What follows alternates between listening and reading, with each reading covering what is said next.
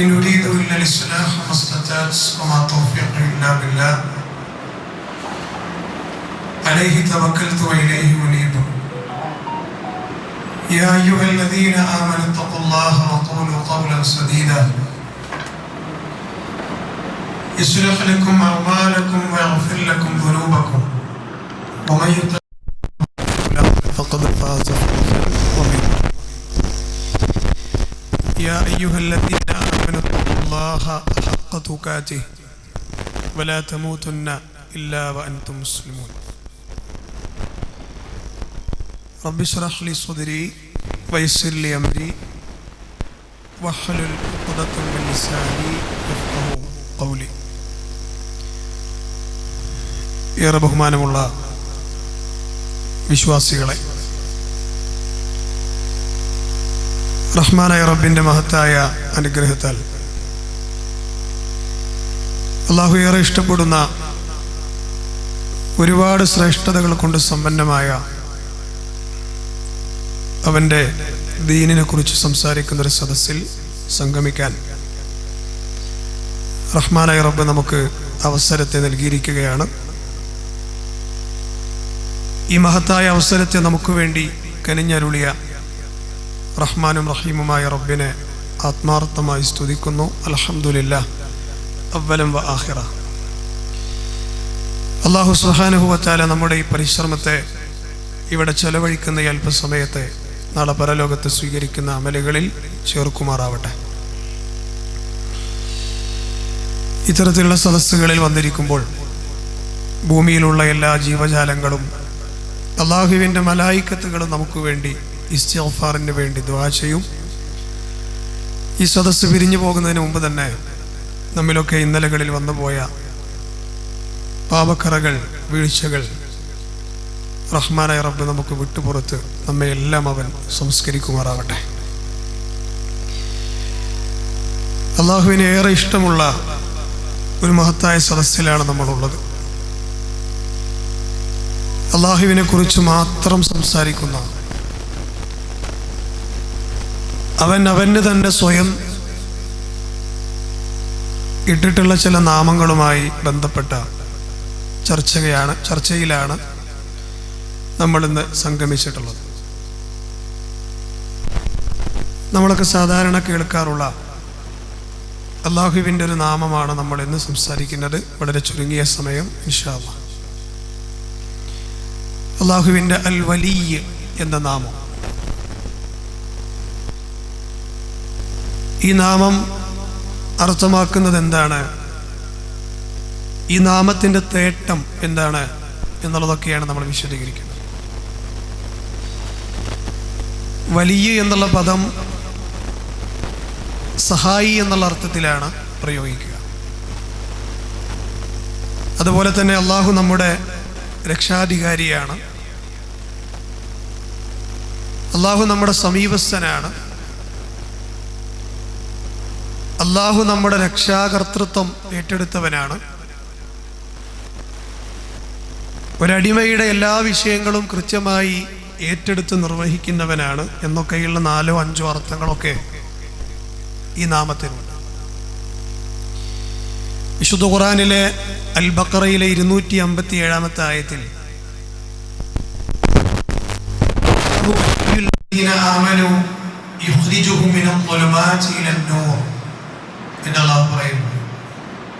ഖുർആനിലെ ഏറ്റവും അർളമായ ആയത്തുൽ കുർസിയാണ്.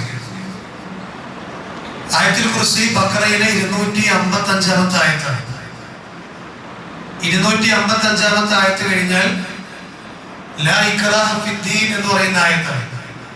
അതിന്റെ തൊട്ടപ്പുറത്തുള്ള ആയത്താണ് നമ്മളിപ്പോൾ പറഞ്ഞത്. അല്ലാഹു വലിയുൽ ലദീന ആമനു, അല്ലാഹു വിശ്വസിച്ചവരുടെ വലിയാണ്.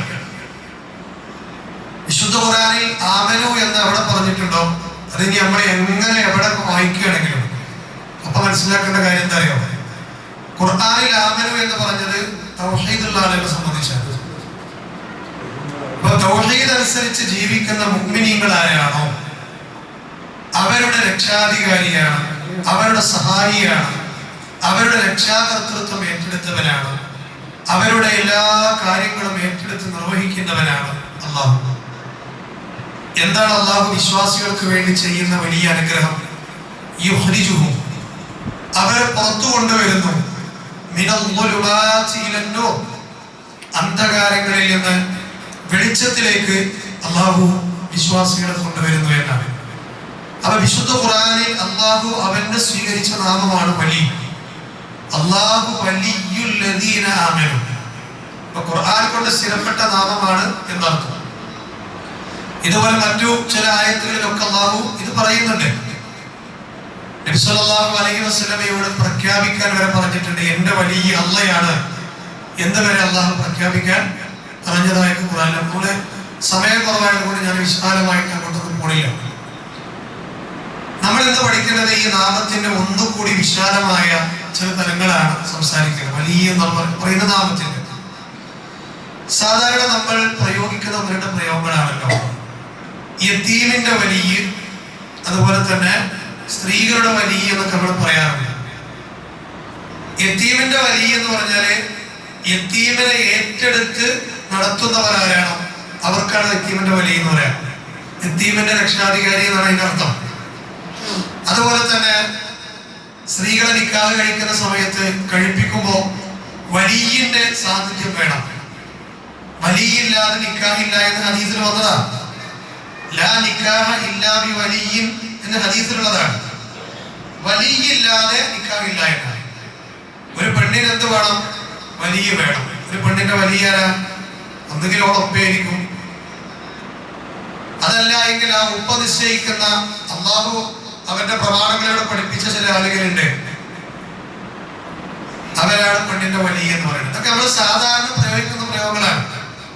യതീമിന്റെ വലിയ, സ്ത്രീയുടെ വലിയ എന്നൊക്കെ പറയുന്നത്. എന്നാൽ ഇന്ന് നമ്മുടെ നാടുകളിൽ ചില നിക്കാഹുകളൊക്കെ നടക്കുന്നത്, പ്രേമ വിവാഹങ്ങളൊക്കെ നടക്കുന്നത് ഈ ഇസ്ലാം പറഞ്ഞ കണ്ടീഷനുകൾ ഒന്നും അംഗീകരിക്കാതെ രജിസ്റ്റർ മാരേജ് എന്ന് പറയുന്ന തോന്നിയാസുണ്ട് നമ്മുടെ നാട്ടിൽ, അല്ലേ? നമ്മുടെ നാട്ടിലെ ആക്ട് പ്രകാരം അത് ഓക്കെയാണ്, ഇസ്ലാമിൽ ഹറാമാണ്. ഒരു പെണ്ണിനെ നിക്കാഹ് കഴിപ്പിക്കണമെങ്കിൽ അള്ളാഹും അവന്റെ റസൂലും പഠിപ്പിച്ച വലിയകൾ വേണം.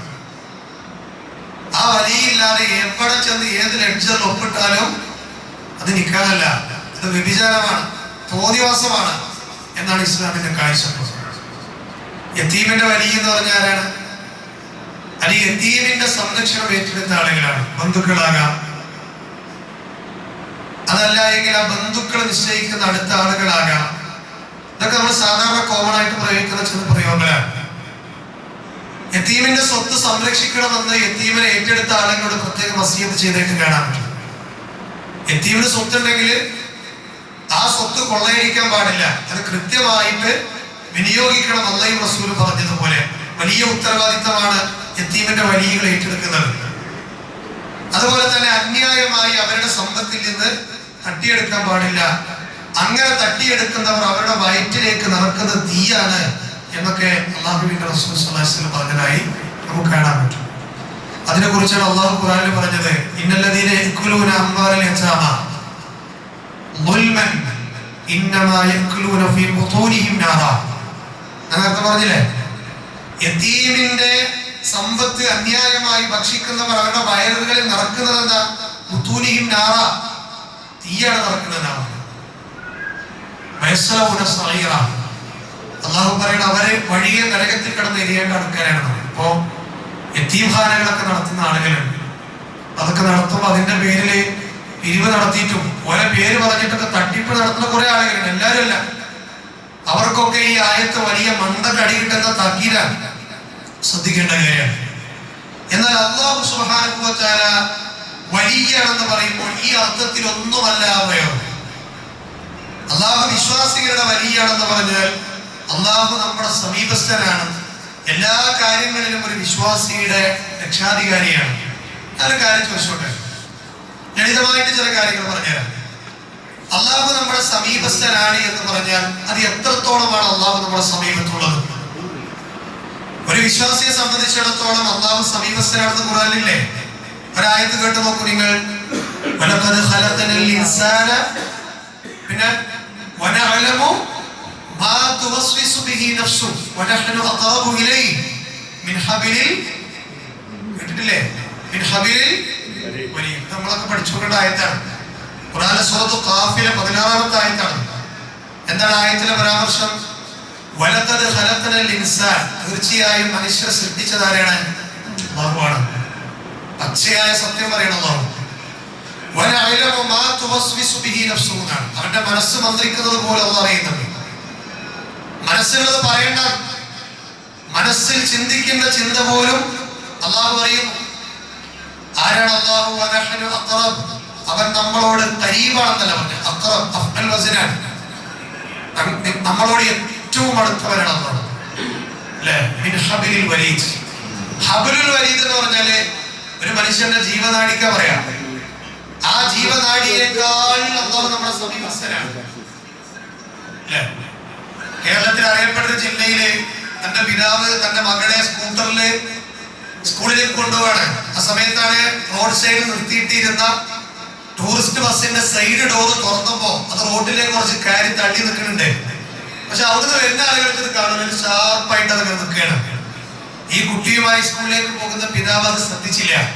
പെട്ടെന്ന് വെട്ടിച്ചെങ്കിലും ഈ കുട്ടിയുടെ കഴുത്ത് അവിടെ ചെന്നിട്ട് അടിച്ചത്. ഒരു വാർത്ത ഉണ്ടായിരുന്നു പത്രത്തിൽ, സോഷ്യൽ മീഡിയ നമ്മൾ വായിച്ചു.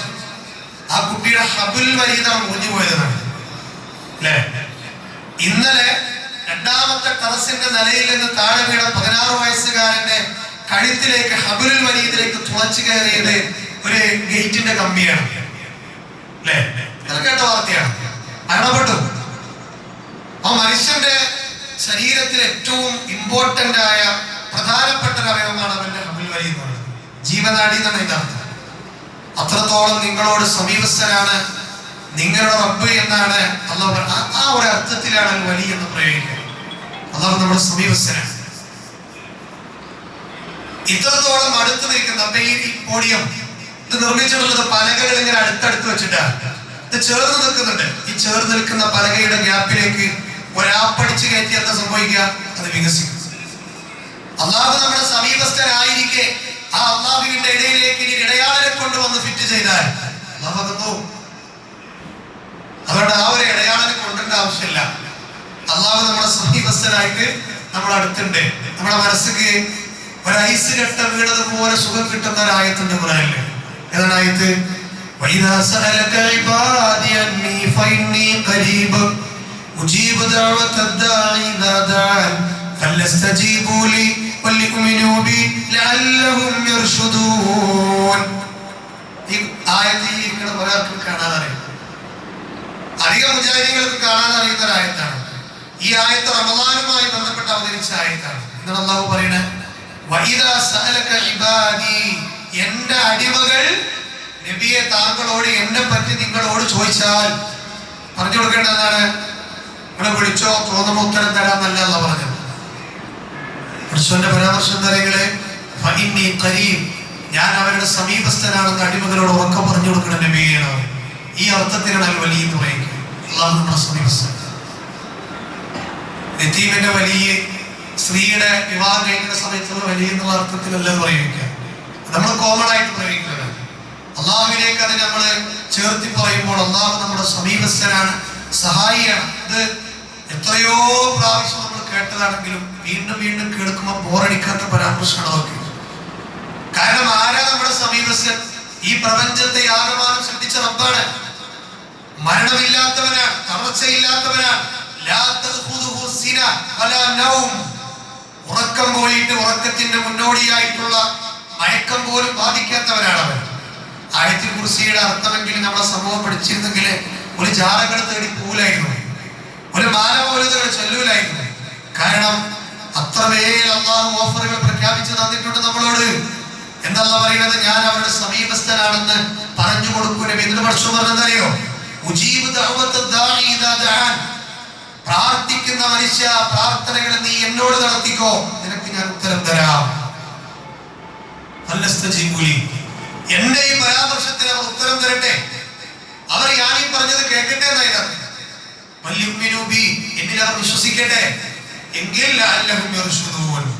അവർ ഇർഷാദിന്റെ വഴിയിലായിരിക്കും, സന്മാർഗത്തിന്റെ വഴിയിലായിരിക്കും. അവരുണ്ടാവുക. അള്ളാഹു ഈ മാർഗത്തിൽ നമ്മെ മരണം വരെ അടിയുറപ്പിക്കുമാറാകട്ടെ. സുമയ്യയുടെ നെഞ്ചിലേക്ക് ലാത്തയുടെ കല്ലുകൊണ്ടുള്ള ബിംബം കൊണ്ട് കുത്തിയിരുന്നു ആരെ? അബൂജഹൽ. കല്ലുകൊണ്ടുണ്ടാക്കിയ ലാത്തയുടെ ബിംബം കൊണ്ട് സുമയ്യ ബീവിയെ ആ അബൂജഹലിന്റെ വീട്ടുമുറ്റത്തേക്ക് വലിച്ചിട്ട് അവന്റെ കിങ്കരന്മാരുടെ നടുവിലിട്ട് യാസറിന്റെ ഭാര്യയെ, അമ്മാറിന്റെ ഉമ്മയെ അബൂജഹൽ കൊന്നുകളഞ്ഞിട്ടുണ്ട്. ലാത്തയുടെ ബിംബം കൊണ്ട് നെഞ്ചത്ത് കുത്തിയത്. പറഞ്ഞത് ഒന്ന് മാത്രം, വിളിക്കടി ലാത്തയെ, നീ എന്റെ വീട്ടിലെ ജോലിക്കാരിയാണ്, തൂപ്പുകാരിയാണ്, പാത്രം കഴുകുന്നവളാണ്, അടിച്ചു തുടക്കുന്നവളാണ്. അതുകൊണ്ട് ഞാൻ പറഞ്ഞത് കേട്ടില്ലെങ്കിൽ വിവരം അറിയുന്നവർ അബൂജഹൽ. അവന്റെ കിബ്റ് കണ്ടോ? അപ്പോഴും മഹതിയായ സുമയ്യ ബീവി പറഞ്ഞത്, എന്റെ റബ്ബ് ഏകനാണ്, അവൻ ഏറ്റവും വലിയവനാണ്, അവനെ മതി എനിക്ക് എന്നാണ്. എടാ, നാടും നഗരവും സമൂഹവും ഒക്കെ എതിരായിട്ടും ഒരു ചാഞ്ചല്യം പോലും ഇല്ലാതെ തൗഹീദിൽ അടിയുറച്ചുന്ന സുമയ്യ ബീവിന്റെ വലത്തെ കൈ പിടിച്ചിട്ടേ വാള് കൊണ്ട് വെട്ടിയെടുത്തിട്ട് അപ്പുറത്ത് കിട്ടുന്നതാണ് ചരിത്രത്തിലെ. വലത് കൈ വെട്ടിയപ്പോ ഇടതുകാല് വെട്ടി, വലത് കൈ വെട്ടിയപ്പോ ഇടതുകാല് വെട്ടി, ഇടത് കൈ വെട്ടിയപ്പോ വലതുകാല് വെട്ടി. ഒരു മാംസപിണ്ഡമായി സുമയ്യ ബീവി പിടയുമ്പോ അവസാനം വീണ്ടും സമ്മതിക്കാത്തതിന്റെ പേരിൽ ജനനേന്ദ്രിയങ്ങളിലൂടെ ഇരുമ്പ് പഴിപ്പിച്ച് അടിച്ചു കയറ്റുമ്പോഴും മഹതിയായ സുമയ്യ ബീവിയുടെ വാക്കെന്താണ്? എന്റെ റബ്ബ് മതിയെന്നാണ്. ഈ പ്രഖ്യാപനം കല്ലേറ് കിട്ടുമ്പോ നിർത്തിവെക്കേണ്ടതല്ലാതെ, ഒരാൾ കണ്ണുരട്ടി നോക്കുമ്പോ നിർത്തിവെക്കേണ്ടതല്ല എന്ന്.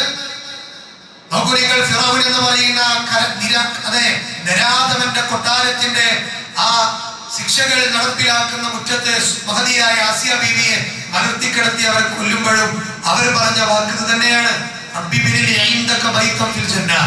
നീ എന്റെ മാഷിത്തെ ആരാണ് പറയും വിചാരികളെ.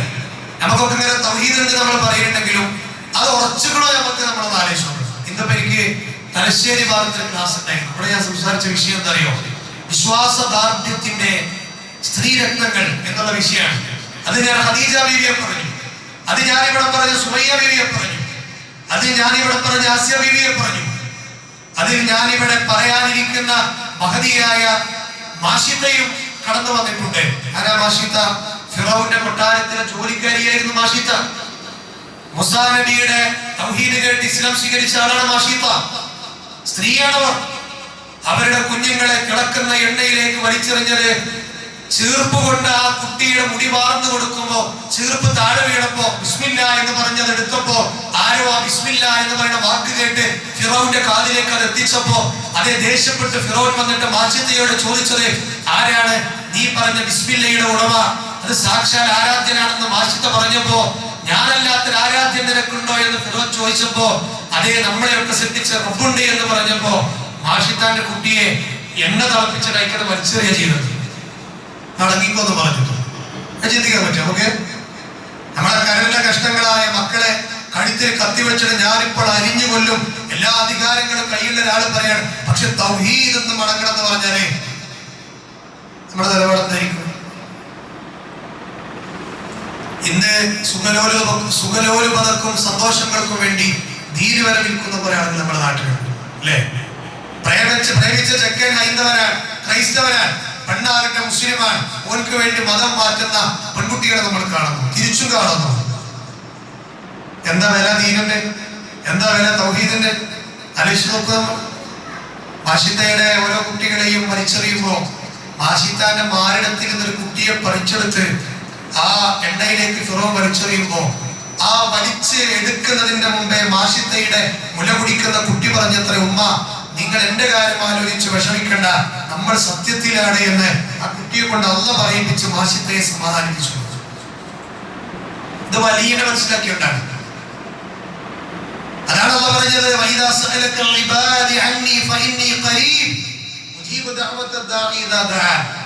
ഇത് നമ്മുടെ ജീവിതത്തിൽ വേണമെന്നാണ്. അതുകൊണ്ട് സഹോദരങ്ങളെ, എങ്ങനെയാണ് അവൻ നമ്മുടെ അടുത്തുള്ളത്? അള്ളാഹു നമ്മളെ അടുത്തുണ്ടെന്ന് പറഞ്ഞില്ല, ഇപ്പൊ 2000 പറഞ്ഞതാണല്ലോ. അള്ളാഹു നമ്മളെ സത്ത കൊണ്ടാണോ അള്ളാഹു നമ്മുടെ സമീപത്തുള്ളത്? അള്ളാഹ് എന്ന് പറയുന്ന ആ ദാത്ത് നമ്മളവിടെ ഉണ്ടെന്നല്ല അതിനർത്ഥം.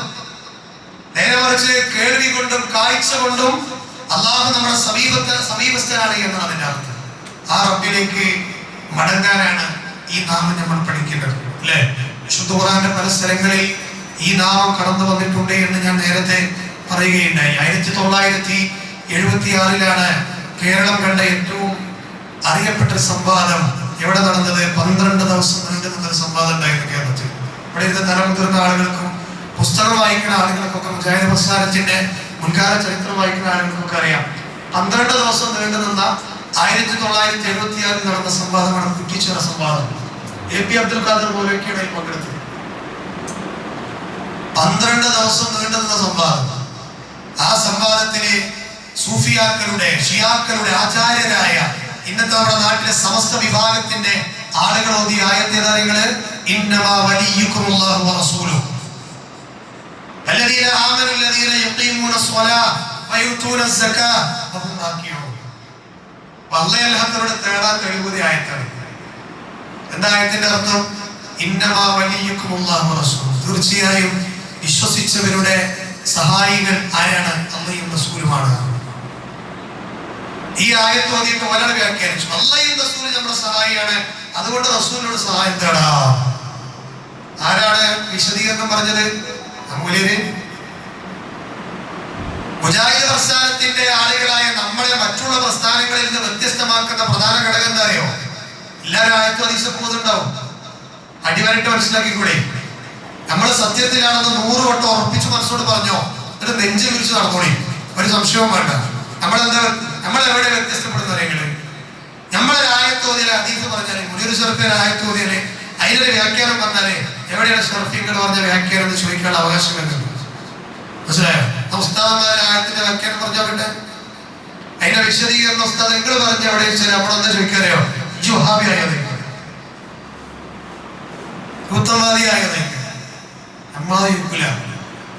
കാരണം നമ്മളെ വ്യത്യാസം എന്താ വെച്ചാല് സഹാബികൾ എങ്ങനെയാണ്, താബഈങ്ങൾ എങ്ങനെയാണ്, തബഉ താബഈങ്ങൾ എങ്ങനെയാണ് ആയത്തിന്റെ ഹദീസിൽ മനസ്സിലാക്കി എന്നുള്ളത് പ്രസക്തമാണ്. അത് നമുക്ക് വേണം. അതില്ലാത്തതൊന്നും നമ്മളെടുത്തില്ല. ഉണ്ടെങ്കിൽ ഇപ്പൊ ഇത് ലൈവിൽ ഇങ്ങനെ യൂട്യൂബിൽ കേൾക്കുന്ന ആൾക്കാരുണ്ടാവല്ലോ, ഇനി നാളെ തന്നെ യൂട്യൂബിൽ കേൾക്കുന്ന ആൾക്കാരുണ്ടാവല്ലോ, ഓർക്ക് കൊണ്ടുവരാം, കമന്റിൽ ഇടാം. നിങ്ങൾ പറയും മുജാഹിദ് പ്രസ്ഥാനം കൊണ്ട് നടക്കുന്നത് കുറ്റംവാദികളാണ്. നമ്മൾ അതിന് പരസ്യമായി സ്റ്റേജ് കിട്ടി 100 വട്ടം മാപ്പ് പറയാൻ നമ്മൾ റെഡിയാണെന്നുള്ളത് നമുക്ക് പറയാനുള്ള ധൈര്യം എന്തുകൊണ്ടാ? നമ്മളെന്തോ ഇല്ല. നമ്മൾ പുത്തംവാദങ്ങൾ പ്രചരിപ്പിക്കുന്നില്ല. പല പുത്തംവാദമായി കൊണ്ടുവന്നതാണെന്ന് ഇന്നമാ വലിയുക്കുമുല്ലാഹു വറസൂലുഹു. അല്ലാഹുവും റസൂലും നിങ്ങളുടെ സഹായിയാണ്. പിന്നെ ആരെ സഹായി? വല്ലദീന ആമനു, വിശ്വാസികളും നിങ്ങളുടെ സഹായിയാണ്. എങ്ങനെയുള്ള വിശ്വാസികൾ? യുഖീമൂന സ്വലാഹ്, നിസ്കാരം നിലനിർത്തുന്ന വിശ്വാസികൾ. വയുതൂന സക്കാ, സക്കാത്ത് കൊടുക്കുന്ന വിശ്വാസികൾ. വഹും റാകിഊൻ, റുകൂഉ ചെയ്യുന്ന വിശ്വാസികൾ. അപ്പൊ എല്ലാ വിശ്വാസികളും സിയാസികളുടെ അർത്ഥം ഈ ആയത്തും അവരതിനെ വെച്ച വ്യാഖ്യാനത്തിൽ ബന്ധമില്ല. ഇന്നും ഈ ആയത്തും അതിനാണ്. അപ്പൊ ഞാനിത് എന്തിനാ പറഞ്ഞത്? അള്ളാഹു വലിയാണെന്ന് പറഞ്ഞാൽ അള്ളാഹിന്റെ റസൂൽ നിങ്ങളുടെ സഹായിയാണെന്ന് പറഞ്ഞാൽ രണ്ടും രണ്ടാണ്. ഒരു ഉദാഹരണം പറഞ്ഞാൽ ശരിക്കും ശ്രദ്ധിച്ചോളൂ, പെട്ടെന്ന് അവസാനിപ്പിക്കുന്നത് ക്ലാസ്. ഒരു ഉദാഹരണം പറയാം. അള്ളാഹുവും അവന്റെ റസൂലുകൾ വലിയാണെന്നാണല്ലോ പായത്തിൽ വന്നത്. ഇന്നമാ വലിയുക്കുമുല്ലാഹു വറസൂലുഹു. അള്ളയും റസൂലും നിങ്ങളുടെ വലിയാണ്. എന്നാൽ അള്ളാഹു വലിയായത് പോലെയാണോ റസൂൽ നമ്മളെ വലിയ? അല്ല. ഇപ്പൊ നാളെ വല്ല വാട്സപ്പ് ഗ്രൂപ്പിലൊക്കെ ചർച്ച ഉണ്ടാവും. ഏതൊക്കെ ഈ മുനീറുട്ടികൾ ചിലപ്പോൾ ഈ ആയത്തോതും അവരോട് ചോദിക്കണം. ഞാൻ ഈ പറയാൻ പോണ കാര്യം, അള്ളാഹു നമ്മുടെ രക്ഷാധികാരിയാണ്. അവൻ നമ്മുടെ കണ്ടനാടിയേക്കാൾ സമീപസ്ഥനാണ്. അവൻ നമ്മളെ കേൾക്കുന്നവനാണ്, എല്ലാ നിലക്കും കാണുന്നവനാണ്, മനസ്സിലുള്ള ചിന്ത പോലും അറിയുന്നവനാണ്. ആയത്തില്ലേ ഖുർആനില്? ഏതാണ് ആയത്ത്? നെഞ്ചകത്തുള്ള ചിന്ത ആരറിയുന്നുണ്ട്? അള്ളാഹ് അറിയുന്നുണ്ട്. കണ്ണിന്റെ കട്ടുനോട്ടം ആരറിയുന്നുണ്ട്? അള്ളാഹു പറയുന്നു. അപ്പൊ എന്താണ് അള്ളാഹുവിന്റെ ഇൽമാലക്ഷ്യം? ഈ റബ്ബിന്റെ കഥകളഞ്ഞ അടിമകളായി മാറാൻ, തൗഹീദുള്ള ആളുകളായി മാറാൻ നമുക്ക് പറ്റിയതിലെ ഈ ഓരിമുക്ക് പള്ളിയിലെ മുസല്ലയിൽ 100,000 വട്ടം സുജൂദ് ചെയ്താലും അതിന് പകരാവില്ല. കാരണം നിങ്ങളുടെ കുടുംബത്തിലെ പല ആൾക്കാർക്ക് കിട്ടിയിട്ടില്ല കൂട്ടരെ. എന്റെ കുടുംബത്തിലെ പല ആൾക്കാർക്ക് കിട്ടിയിട്ടില്ല. എന്ത്? അള്ളാഹുവിനെ മാത്രം വിളിക്കാനുള്ള തൗഫീഖ് അത് നമുക്ക് കിട്ടിയില്ലേ? അത് ഞാൻ എത്രയോ വട്ടം ഞാൻ പറഞ്ഞതാണ്. പക്ഷെ അത് വീണ്ടും വീണ്ടും എന്നെ കൊണ്ട് റബ്ബ് പറയിപ്പിക്കുകയാണ്. അത്രമേൽ അനുഗ്രഹമാണ് അള്ളാഹു നമുക്ക് നൽകിയിട്ടുള്ളത്. എത്രങ്ങാനും സമൂഹമുണ്ട് നമ്മുടെ നാട്ടിൽ. മുസ്ലിമായി നമ്മൾ രക്ഷപ്പെടുമോ? എത്ര മുസ്ലിമീങ്ങളാണ് ജാറങ്ങളിലേക്ക് പോണത്, എത്ര മുസ്ലിമീങ്ങളാണ് ഓരോ വിധത്തിൽ. ഞാൻ പറഞ്ഞില്ലേ, തലശ്ശേരി നിന്ന് യാത്ര ചെയ്ത് ബസ്സിൽ നിന്ന് പോകുന്ന സമയത്ത് ഞാന് ബസ്സിൽ കയറിയ സമയത്ത് മുനീർ ഷറഫിയാണോ ഇവിടെ ഇരിക്കുന്ന അറിഞ്ഞിട്ടുണ്ട് ഒരാൾ. അവ ഇരുന്നിട്ട് എന്നോട് ചോദിക്കണം, നിങ്ങളെ എവിടുന്ന വരുന്ന പ്രോഗ്രാം ഉണ്ടെന്ന് കഴിഞ്ഞ വരികയാണെന്ന് അല്ലേ. അദ്ദേഹം എന്നോട് കുറെ കാര്യങ്ങൾ സംസാരിച്ച കൂട്ടത്തില് എന്റെ നാട്ടിൽ പള്ളി ഉസ്താദ്, നിങ്ങൾ ഇന്ന് ക്ലാസ് എടുത്ത ഇന്ന സ്ഥലത്തുള്ള ആ പ്രദേശത്ത് 2 കിലോമീറ്റർ ഉള്ളിലേക്ക് പോകണം. അവിടെ ഖുതുബ കേൾക്കാനായിട്ട് ആൾക്കാർ അങ്ങോട്ട് വന്നാലേ അവിടെ ആളുണ്ടാവുള്ളൂ. അങ്ങനത്തെ പ്രദേശമാണ്. എല്ലാ ശിർക്ക് ഖുറാഫാത്തുണ്ട്. ഓരോ ദിവസവും ഓരോ വിദ്യാർത്ഥികളാണല്ലോ ആ നാട്ടിലെ ഓരോ ഉസ്താദന്മാർ വന്ന് നിർമ്മിച്ചുകൊണ്ടിരിക്കണം. അൽഹംദുലില്ലാഹ് അതിന് നമ്മൾ രക്ഷപ്പെട്ടു, ചൂഷണങ്ങളിൽ നമ്മൾ രക്ഷപ്പെട്ടു. ഇനിയിപ്പോ മുജാഹിദ് പ്രസ്ഥാനത്ത് പെട്ടാത്ത നൈത്തന്റെ കുറെ ടീമുണ്ട്. അതിന് വന്ന് നമ്മൾ ഫിൽറ്റർ ചെയ്തോടെ എത്തിച്ചു. നമ്മൾ ആലിമീങ്ങളായിട്ട് നമ്മൾ എത്തിച്ചത്. നിങ്ങളൊക്കെ കിതാബ് വായിച്ച് പഠിച്ചിട്ടാണോ ഹക്കിലെത്തിയത്? അല്ല. അള്ളാഹിന്റെ തൗഫീഖ്, അള്ളാഹ് അങ്ങനെ തട്ടിക്കൊണ്ടായപ്പോ ചില ആൾക്കാരെ മാറ്റി നമ്മളോട് കൊടുത്തു. ചില ആൾക്കാരെ തട്ടി നമ്മളോട് കൊടുത്തു.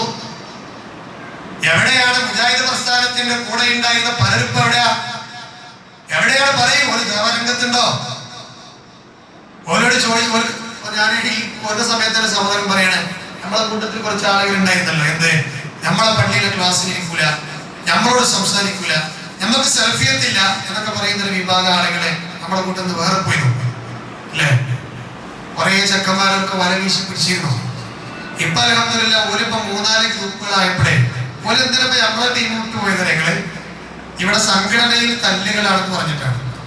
ഓരിപ്പോ മഹാ അത്ഭുതം നമുക്ക് കാണിച്ചു തന്നിട്ടാണ്. സംഘടന അല്ലാതെ എങ്ങനെ തല്ലൂടാം എന്നൊരു കാണിച്ചു തന്നെ നമുക്ക്.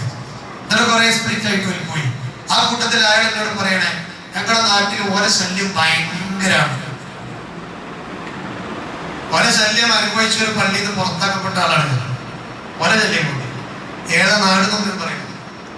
അവിടെ അങ്ങനത്തെ ടീം നാട്ടിൽ വളർന്നു വരുന്നുണ്ടെങ്കിൽ അപ്പം തന്നെ തല്ലിക്കെടുത്തിക്കൊള്ളണം. അത്രയും വലിയ ഫിത്തിനയാണ് വലിയ. ഈ പുല്ലൂട്ട് കിടക്കുന്ന പട്ടിന്റെ സ്വഭാവമല്ലേ. ക്ഷമിക്കണം, പള്ളിയാണ് അങ്ങനെ പ്രയോഗം നടത്തി ക്ഷമിക്കണം. പുല്ലൂട്ട് കിടക്കുന്ന പട്ടിന്റെ സ്വഭാവം എന്താ? പട്ടി പുല്ല് തിന്നൂല, എന്നാൽ തിന്നാൻ വരുന്ന പശുവിനെ തിന്നാൻ അയക്കൂല.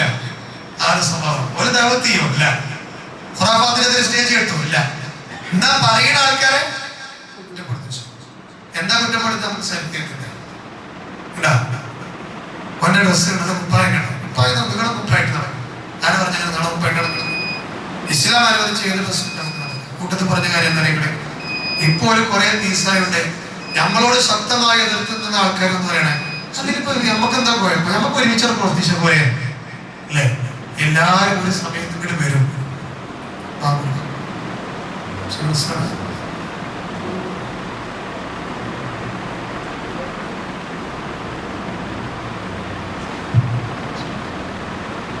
അല്ലാഹു അക്ബർ, അല്ലാഹു അക്ബർ, അല്ലാഹു അക്ബർ, അല്ലാഹു അക്ബർ. അഷ്ഹദു അൻ ലാ ഇലാഹ ഇല്ലല്ലാഹ്,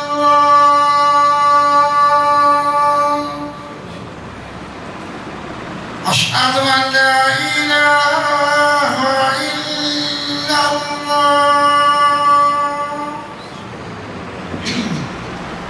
أشهد أن محمدًا رسول الله،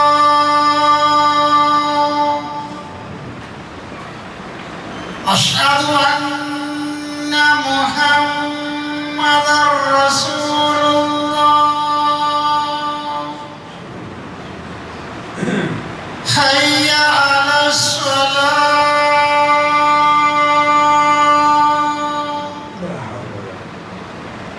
حي على الصلاة،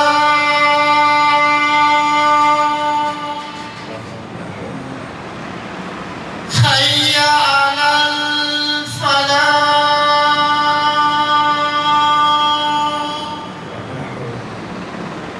حي على الفلاح.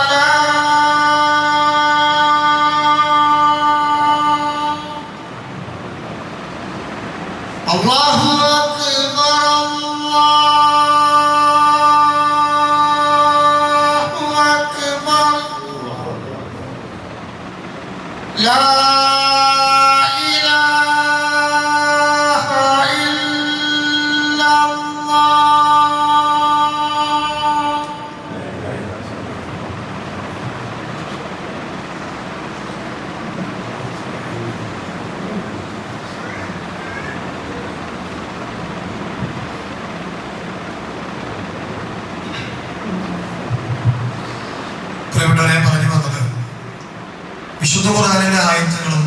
ഹബീബായ പ്രവാചകന്റെ ഹദീസുകളോ സലഫുകൾ എങ്ങനെയാണോ അതിനെ ഉൾക്കൊണ്ടിട്ടുള്ളത് അങ്ങനെ നമ്മൾ മനസ്സിലാക്കണം.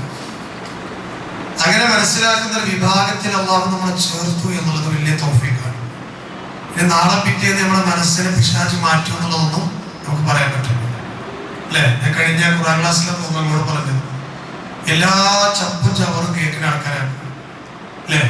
ഇപ്പോ ഒരു മൂലയിൽ ഇറങ്ങി കിടക്കും, ഓരോ ക്ലിപ്പുകൾ ഇങ്ങനെ ഇറങ്ങിയിട്ടുണ്ട്. ഒരു വയസ്സായ മൂലയിലെ ക്ലിപ്പുകൾ, ഓരോ ഫത്വ പറയുന്നതാണ്. അതിൽ നമുക്ക് ദീന് പഠിക്കണം. മുജാഹിദീങ്ങളെ കുറെ ആൾക്കാർ എന്നിട്ട് അയച്ചിട്ട് ചോദിക്കണം, ഒരു സർവീസ് അത് ശരിയാണോ? ഞാൻ പറഞ്ഞു അയാളെന്നെ ശരിയല്ല എന്നാണ്.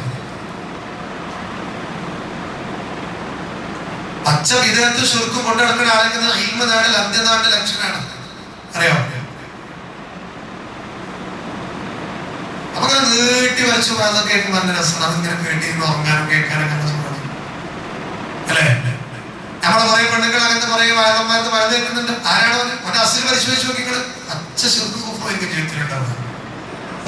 നോം പറയുന്നത് അവസ്ഥാനം ഒരു ശുർക്കും ഇതൊന്നും പറയണില്ല. ഒരു കുടുംബല്ലേ പറയുന്നത്, ഒരു പരലോകല്ലേ പറയുന്നത്.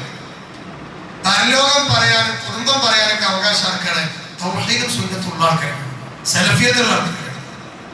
നമ്മൾ അസില് പഠിക്കാം. ആ അസിലാണ് ഈ ആയത്ത്. ഇന്നമാ വലിയക്കും അല്ലാഹു റസൂലുഹു, അല്ലാഹുവും അവന്റെ റസൂലും നമ്മളെ വലിയ എന്ന് പറഞ്ഞാൽ അത് എന്താണ്? മുൻഗാമികൾ സഹാബികൾ അതിനെ മനസ്സിലാക്കി നോക്കണം. ഈ വിഭാഗം 63 വിഭാഗമായി പിരിയുമെന്ന് ഹദീസിലുണ്ട്. 73 വിഭാഗം അസ്തഗ്ഫിറുല്ലാഹ്. ജൂതന്മാരും ക്രിസ്ത്യാനികളും 71ഉം 72ഉം ആയപ്പോ അവരെ കവച്ചു വെച്ച് എന്റെ വിഭാഗം 73 വിഭാഗം. ഈ ഹദീസ് പ്രവാചകന്റെ കാലശേഷം മഹാനായ ഉമർ ബിൻ ഖത്താബ് റളിയല്ലാഹു അൻഹു ഇബ്നു അബ്ബാസിനോട് ചോദിക്കണ്ടേ, ഈ ഉമ്മത്ത് എങ്ങനെയാണ് വിഭജിക്കുക? എന്തായിരിക്കും നബിയെ പറഞ്ഞതിന്റെ ഹിക്മത്ത്? ഉമർ റളിയല്ലാഹു അൻഹുവിനേക്കാളും എത്രയോ വയസ്സ് താഴെയുള്ള ആളാണ് ഇബ്നു അബ്ബാസ്. മുത്തനബി തങ്ങൾ വഫാത്താകുമ്പോൾ ഇബ്നു അബ്ബാസിന്റെ പ്രായം 13 വയസ്സാണ്. ഉമർ തങ്ങളുടെ വയസ്സ് ഏതാണ്ട് 50 ചില്ലാനും കഴിഞ്ഞേ. നബിയോട് ഏറ്റവും കൂടുതൽ സഹവസിക്കാൻ ഭാഗ്യം കിട്ടിയിട്ടുള്ളത് ഉമർ തങ്ങൾക്കാണ്. എന്നിട്ടും ചോദിക്കുന്നത് ഈ ചെറിയ കുട്ടിയോടാണ്. അപ്പൊ വയസ്സല്ല പ്രശ്നം, അറിവാണ് പ്രശ്നം. വയസ്സല്ല പ്രശ്നം, അറിവാണ് പ്രശ്നം. വലിയ വലിയ മൂത്ത മനുഷ്യന്മാരെ വിചാരിച്ചിട്ട് ചിലപ്പോൾ അറിവുണ്ടാവില്ല. അറിവാർക്കുണ്ടാവും ഒരേക്കാൾ എത്രയോ പ്രായം കുറഞ്ഞ ആൾക്കാർക്ക്. അങ്ങനെയുള്ള ഒരാളാണ് ഇബ്നു അബ്ബാസ്. ഹബീബായ പ്രവാചകന്റെ ദുആ കിട്ടിയ ആളാണ് ഇബ്നു അബ്ബാസ്. ഇദ്ദേഹത്തെ ഖുർആൻ പണ്ഡിതനാക്കണേ. നിങ്ങളൊന്ന് നോക്ക്, വെറുതെ ഗൂഗിൾ ചെയ്ത് നോക്കണേ. റഈസുൽ മുഫസ്സിരീൻ അടിച്ചു നോക്കിയാൽ ആദ്യ പേര് ആരാ വരിക? ആദ്യ പേര് ആരുടെ വരിക? ഇബ്നു അബ്ബാസിന്റെ വരിക. മുഫസ്സിരീങ്ങളുടെ ഹെഡാണ് അദ്ദേഹം. ആ ഇബ്നു അബ്ബാസിനോട് എന്താ ചോദിച്ചത്? ഈ ഉമ്മത്ത് എങ്ങനെ പിരിയാം? എന്നിട്ട് ഉമർ തങ്ങൾ 2-3 കാര്യം കൂട്ടിയിരുന്നു. ഒരു ഖുർആൻ ഒന്നല്ലേ, ഒരു പ്രവാചകൻ ഒന്നല്ലേ, അവരുടെ ഖിബില ഒന്നല്ലേ, എന്നെ എങ്ങനെ ഒരു പിരിയാം? ഈ ചോദ്യത്തിന് വ്യക്തമായ ഉത്തരം കൊടുത്തു ഇബ്നു അബ്ബാസ് റളിയല്ലാഹു അൻഹു. എന്താ കൊടുത്തറിയോ? ഖുർആനിന്റെ ആയത്തുകളും പ്രവാചകന്റെ ഹദീസുകളും നേരിട്ട് ആദ്യം കേട്ടതായ ഉമർ തങ്ങളെ നമ്മളല്ലേ? അതെ. ഏത് വിഷയത്തിലാണ് ഇന്ന ആയത്ത് ഇറങ്ങിയത്, ഇന്ന ഹദീസ് പറഞ്ഞത് നമുക്കറിയാം. എന്നാൽ കാലം ഇനി കുറെ മുന്നോട്ട് പോകുമ്പോ ഈ ഉമ്മത്തിൽ കുറച്ച് ആൾക്കാർ വരും. ഒരു സ്ഥാനത്തും അസ്ഥാനത്തൊക്കെ ആയത്ത് ഹദീസ് ഓതും. പക്ഷെ ഏത് വിഷയത്തിലാണ് ആയത്ത് ഇറങ്ങിയെന്നുള്ളത് ജനങ്ങൾക്ക് ഒരു പറഞ്ഞു കൊടുക്കൂല. ഓരോ ഇഷ്ടത്തിനനുസരിച്ച് വ്യാഖ്യാനിക്കും. ഇഷ്ടത്തിനനുസരിച്ച് ആയത്ത് വ്യാഖ്യാനിച്ച് പിഴച്ചു പോയ ഒന്നാമത്തെ വിഭാഗമാണ് ഇസ്ലാമിലെ ഖവാരിജികൾ. ഇസ്ലാമിലെ ഒന്നാമത്തെ വിഭാഗമാണ് ഖവാരിജികൾ. ആ ഖവാരിജികളോട് സംവാദം നടത്തിയാണ് ഇബ്നു അബ്ബാസ്. ഒറ്റ സംവാദത്തിൽ 10,000 പേര് ഹിദായത്തിന് മടങ്ങിയ ചരിത്രമുണ്ട് ഇബ്നു അബ്ബാസിന്. ഒറ്റ സംവാദം കൊണ്ട് 10,000-ഓളം ഖവാരിജികൾ ഇസ്ലാം മടങ്ങി. ആ ഇബ്നു അബ്ബാസാണ് ഖവാരിജികളെ കുറിച്ച് പറഞ്ഞത്, ഒരു ഓതിയ ആയത്ത് ഹക്കാണ്, അതിനെ വെച്ച വ്യാഖ്യാനം തെറ്റാണ്. അതേ ഖവാരിജികൾ പണിയെടുക്കുന്ന ചില ആൾക്കാരുന്നു. ഇന്നമാ വലിയക്കുമുല്ലാഹു റസൂൽ എന്ന് പറഞ്ഞാല് അള്ളാഹ് നമ്മളെ വലിയ, റസൂൽ നമ്മളെ വലിയ എന്ന് പറഞ്ഞാല് അള്ളാഹിനെ പോലത്തെ വലിയ റസൂൽ എന്നല്ല. അങ്ങനെയാണെങ്കിൽ ഈ സംഭവത്തിന് പ്രസക്തിയില്ല. ഈ സംഭവം മദീനയിൽ നബി ഏറ്റവും കൂടുതൽ പേടിച്ചത് ആരെയാണ്? എല്ലാവരും ശ്രദ്ധിച്ചിരിക്കണം. ക്ലാസ് അവസാനത്തിലേക്ക് പോവാണ്. മദീനയിൽ നബി ഏറ്റവും കൂടുതൽ പേടിച്ചതാരെയാണ്? മക്കത്ത് പേടിച്ചതാരെയാണ്? മക്ക മുശ്രിക്കുകളെ. മക്ക മുശ്രിക്കുകളെക്കാളും ഡേഞ്ചർ ആയിരുന്നവരെ മദീനയിലെ മുനാഫിക്കുകള്. മുനാഫിക്കുകൾ ആരെയാണ്? പള്ളിയിൽ നിസ്കരിക്കാൻ വരും. സഹാബികളെ കൂടെ കാല് ചേർത്ത് വെക്കും. ജഹറായ നിസ്കാരങ്ങളിൽ ഫാത്തിഹയുടെ അവസാനത്തിൽ സഹാബികൾ ആമീൻ പറയും, ഓരോ ആമീൻ പറയും, ആൾക്കാരെ ചെല്ലും.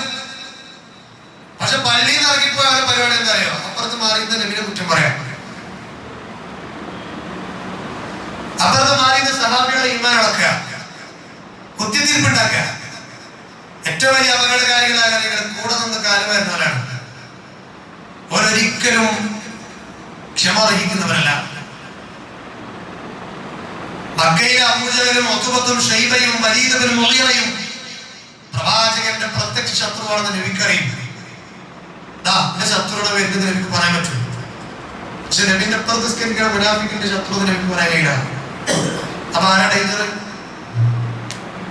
അവരുടെ ഖുർആൻ സൂറത്തുൽ മുനാഫിഖ് എന്ന അധ്യായത്തിന്റെ ഖുർആനിലുണ്ട്. കാന്നഹും ഖുശുബുൻ മുസന്നദ, ചാരി വെക്കപ്പെട്ട മരത്തടി പോലെയാണ് അവർക്ക്. എങ്ങോട്ട് മറിച്ചിട്ട് അങ്ങനെ കൊണ്ടുപോകും അല്ലേ?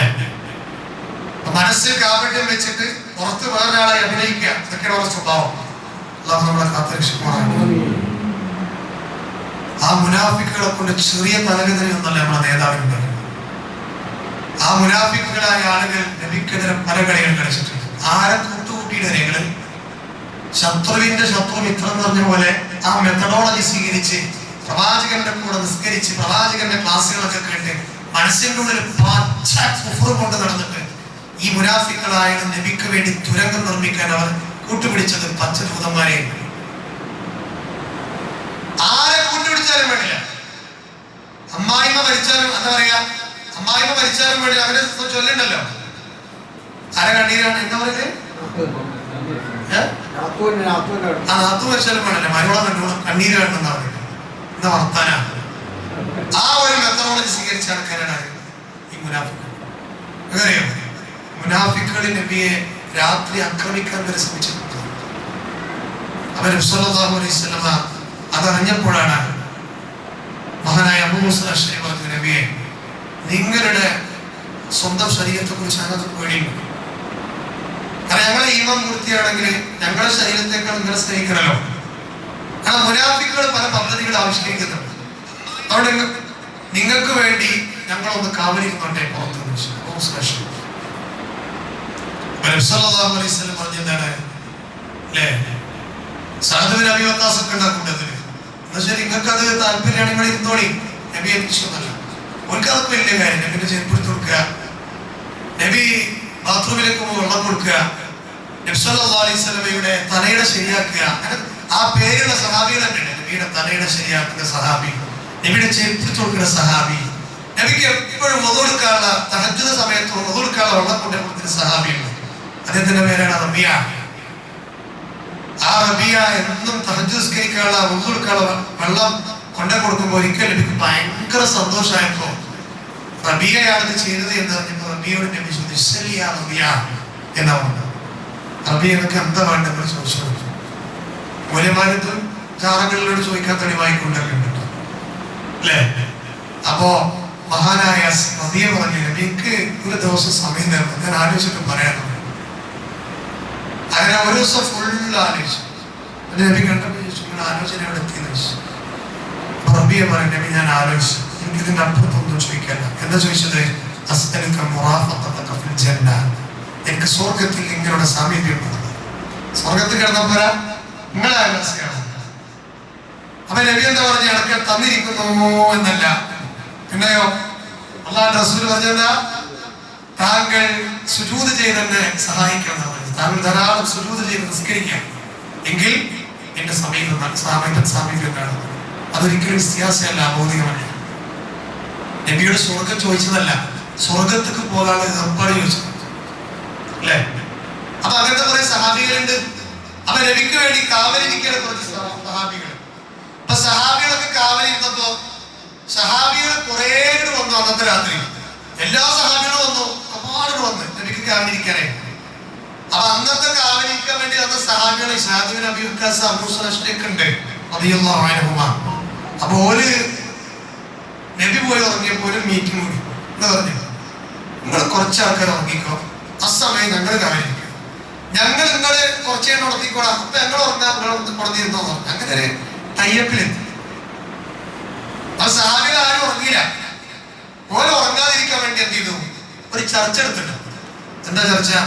ലയണൽ മെസ്സി, അതല്ല ചർച്ച. അല്ലെങ്കിൽ നെയ്മറിന്റെ ചർച്ചയല്ല, അല്ലെങ്കിൽ കേരള രാഷ്ട്രീയത്തിന്റെ ചൂടിന്റെ ചർച്ചകളല്ല, അല്ലെങ്കിൽ വേറെ ഏതെങ്കിലും ചർച്ചകളൊന്നല്ല. ചർച്ച കൊടുത്തിട്ട് എന്താ നിങ്ങളെ? മസീഹുദ്ദജ്ജാൽ. എന്താ ചർച്ച? മസീഹുദ്ദജ്ജാലിനെ കുറിച്ച് ഒരിങ്ങനെ നബിന്റെ അകത്ത് ക്ലാസ്സിലൊക്കെ കേട്ടതേ ഒരിങ്ങനെ സംസാരിക്കുകയാണ്. അങ്ങനത്തെ ഒരു സ്വഭാവം ഞമ്മക്കും വേണം. എന്റെ ക്ലാസ്സിൽ കേട്ടൊരു കാര്യത്തെ കുറിച്ച് ഇങ്ങനെ സംസാരിക്കാം. നമ്മളിപ്പോ ഒരു ക്ലാസ് കേട്ടു, അടുത്ത ആഴ്ച വീണ്ടും ക്ലാസ് കേൾക്കുന്നതല്ല, അതിനെ കുറിച്ച് ചർച്ചയൊന്നും നമ്മളടുത്ത് ഉണ്ടായില്ല. ഉണ്ടായൊരു ഹൈറാണ്, നല്ലൊരു കാര്യമാണ്. നമ്മളെ ഈമാൻ നമ്മുടെ വട്ടം കൂടി എന്തെങ്കിലും സംസാരിക്കുന്ന നീതിപരമായിട്ട് അതൊക്കെ ഈമാൻ കൂടുന്ന കാര്യം. ഈമാൻ കൂടെ സാധാരണ ക്ലാസ്സിന് വരണമെന്നില്ല. നമ്മളിങ്ങനെ നാലാളിക്കും വട്ടം കൂടി നീതി സംസാരിച്ചാൽ ഈമാൻ കൂടും കേട്ടാ. അപ്പോ മസീഹുദ്ദജ്ജാലിനെ കുറിച്ച് സംസാരിച്ചുകൊണ്ടിരിക്കുമ്പോഴേ ഓർക്ക് ആവേശം കൂടിയിട്ടുള്ള സൗണ്ട് പൊന്തി അല്ലേ? രാത്രിയാണല്ലോ. ഓരെന്തിനോ കാവൽ വന്നിരുന്നേ?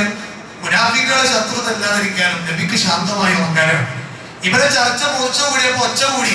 അപ്പൊ നബി പുറത്തു വന്ന് ഉണർന്നിട്ടേ നബിന്റെ ഉറക്കം ഡിസ്റ്റർബായി. അപ്പൊ അള്ളാഹുവിന്റെ റസൂൽ വന്നിട്ട് ചോദിക്കണേ, അല്ല ഭയന്മാരെ, നിങ്ങൾ എന്തിനാണ് വന്നിരിക്കണത്?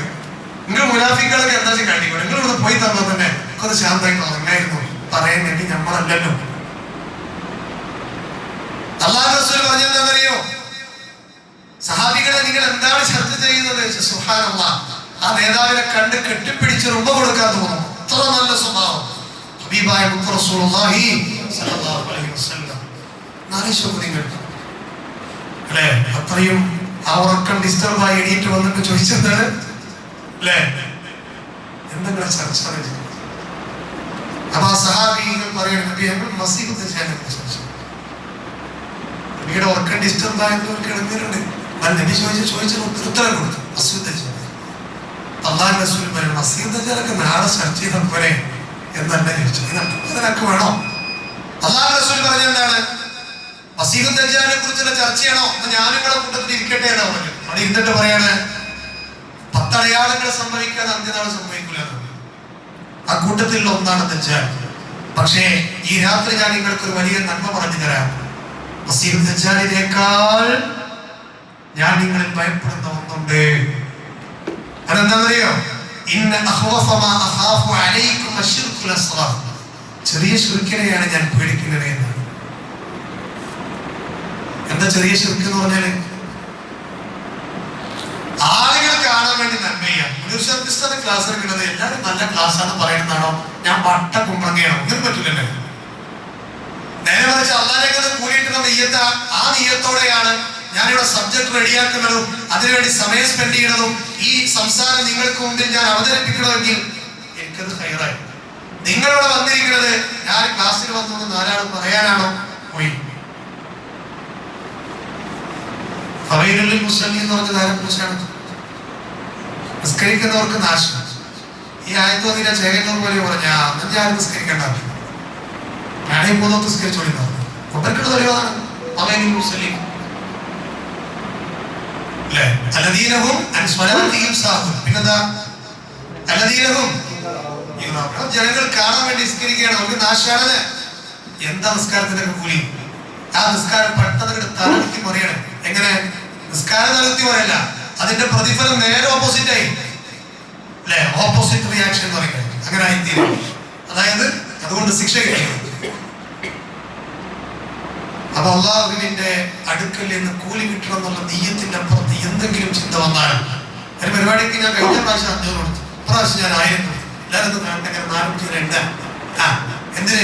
4 ആള് കാണാനേ പോയി. പിന്നെ ആ പൈസയും പോയി, കൂലിയും പോയി. അവൻ എന്ത് വേണം? നാളെ പരലോകത്ത് അള്ളാഹു 3 ആളെ വിചാരണക്ക് എടുക്കുന്ന പറഞ്ഞത്. അതിൽ ഒന്നാമത്തേതാരാ? ആലിമാണ്. രണ്ടാമത്തേതാരാ? സ്വതം കൊടുത്താണ്. മൂന്നാമത്തേതാരാ? കേട്ടില്ലേ? കേട്ടിട്ടില്ലേ? ആ ഷഹീദാണ്. ഈ 3 വലിയ പുണ്യമുള്ള കാര്യങ്ങളാണ്. ഷഹീദും ആലിമും സ്വതം കൊടുക്കുന്ന ആളും. ഈ ഷഹീദ് അള്ളാന്റെ മാർഗത്തിൽ വെട്ടിയിട്ട് മരിച്ചയാളെ വിളിച്ചിട്ട് അള്ളാഹ് ചോദിക്കും, ഞാൻ നിനക്ക് തന്ന ധീരത കൊണ്ട് നീ എന്ത് ചെയ്തെനിക്ക് വേണ്ടി? അപ്പൊ ഷഹീദ് പറയുന്നത്, അള്ളാഹ് ഞാൻ നിന്റെ മാർഗത്തിൽ ഷഹീദായിട്ട് വന്നതല്ലേ. അപ്പൊ അള്ളാഹ് പറയുന്നത് അറിയാം, എനിക്ക് പറയണത് നുണയാണ്. ഈ ഷഹീദാകണമെന്ന് വിചാരിച്ചിട്ട് ധാരാളം അറിയണമെന്ന് വിചാരിച്ചിട്ടുള്ള ഏർപ്പാടിന് പോയതാണ്. ആർക്ക് അവിടുന്ന് കിട്ടിയിരുന്നു അല്ല തുനിയാവുന്നില്ല. അവിടെ നേരെ മുട്ട നരകത്തിൽ എന്ന് പറയാം. ആരോട്? അള്ളാഹുവിന്റെ മാർഗത്തിൽ രക്തസാക്ഷിയായാണ് ആലിമിനോടത് പറയും. ആളുകൾ കാണാൻ വേണ്ടി, നല്ലത് പറയാൻ വേണ്ടി ഇൽമ നേടിയാണ്. പിന്നെ ആരാണ്? സ്വതക്കം കൊടുക്കുന്ന ആരാണ് പറയാൻ വേണ്ടിട്ട്. അവർ റസൂലത പറയാണ്, ഈ ശിർക്കിനെയാണ് ഞാൻ പറയുന്നത്. അത് ചെറിയ ശിർക്കാണ്. സഹാബികൾ ചോദിച്ചു, ഒരു രാത്രി നടന്ന ചർച്ചയാണ്, എന്താണ് നബി ചെറിയ ശിർക്ക്? അപ്പൊ അവിടുന്ന് പറഞ്ഞു, അരിയ ഇത് ലോകമാന്യമാണ്. അതാണ് ഖുർആൻ പറഞ്ഞത്, നിങ്ങളോട് കൽപ്പിക്കപ്പെട്ടത് എന്ത് മാത്രമേ ഉള്ളൂ? നിങ്ങൾ ഇഖ്ലാസോട് കൂടി തന്നെ ചെയ്യാൻ പറ്റും. അതുകൊണ്ട് എന്റെ നിർത്തണം. നിന്റെ മറ്റൊരു ഭാഗം നമുക്ക് അടുത്ത ക്ലാസ്സിലേക്ക് മാറ്റി വെക്കാം. സഹോദരങ്ങളെ, സഹോദരിമാരെ, നമ്മൾ എത്ര ചെയ്യുന്നു എന്നുള്ളതിലേക്ക് പഠിച്ചു നോക്കുക. നമ്മൾ എത്ര ആയുസ് ജീവിച്ചു എന്നുള്ളതിനും പഠിച്ചു നോക്കൂല. പഠിച്ചത്തെ നോക്കുള്ളൂ. ജീവിച്ച നാളുകൾ എത്രയാണ്, അതിൽ നീ ചെയ്ത നന്മകൾ ഏത് നീയത്തോടെയാണ് എന്നുള്ളതാണ് പഠിച്ചു നോക്കുക. നമ്മൾ എത്രയോ സാധാ ക്ലാസ്സിൽ വരുന്നുണ്ട്, എത്രയോ വിജ്ഞാനവേദികൾ പങ്കെടുക്കുന്നതാണ്, എത്രയോ മീറ്റിങ്ങുകളിൽ നമ്മൾ പങ്കെടുത്തിട്ടുണ്ട്. അതൊക്കെ അള്ളാഹു സ്വീകരിക്കാനുള്ള മാനദണ്ഡമായി പറഞ്ഞെന്താണ്? നീയത്ത് ശരിയാക്കുക. ഇമാം ബുഖാരിയുടെ സ്വഹീഹിൽ ഒന്നാമത്തെ ഹദീസ് എന്താണ്? ഇന്നമൽ അഅ്മാലു ബിന്നിയ്യാത്ത്. ആ ചർച്ചയായിരുന്നു. ഇത് ഞാൻ എന്തിനാ പറഞ്ഞറിയാം? അതുകൂടി പറഞ്ഞ് ഇതിന്റെ ഒരു മൽഹാസിൽ പറഞ്ഞ് അള്ളാഹുവിനെ പോലെ തന്നെ രക്ഷാധികാരിയാണ് ഈ മുസ്ലിയാക്കന്മാർ പറയുന്ന പോലെ റസൂലുള്ളാഹിയുമെങ്കിൽ